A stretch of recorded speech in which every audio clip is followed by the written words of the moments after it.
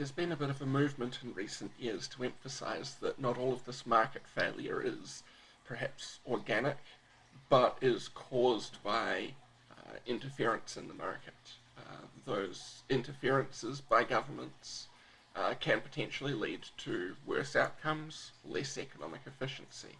The general term that this has come to be known as is government failure.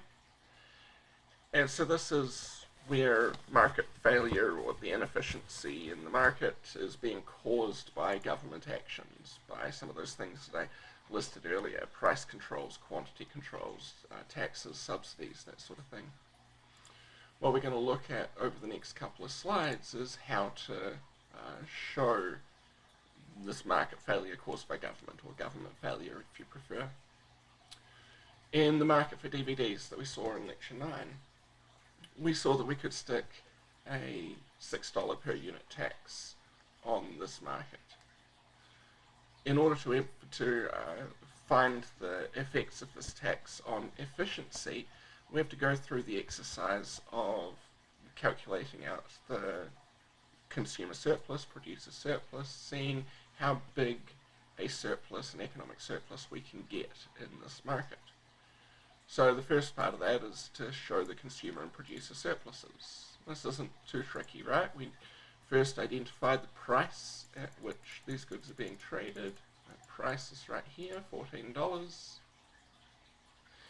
And our area below the demand curve, that is below the benefit that's being received by buyers, and above the price, the cost to the buyers, that's going to be our consumer surplus.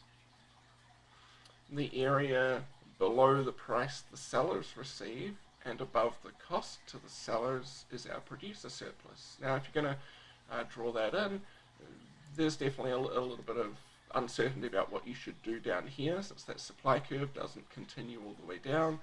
I guess I think of the supply curve as probably continuing down like that and then across. The reason for that is at a price of 0, there's probably not a lot going to be produced, but at some point we start producing as that price starts to rise. It's really not entirely clear what we should do down here, but the important thing to know is that it really doesn't matter what choice we make down here. As long as we're consistent, then we can label it essentially however we like, because it's either always going to be surplus or always not going to be surplus. It's never going to be part of the deadweight loss. So that's typically how we would draw the producer surplus in this case.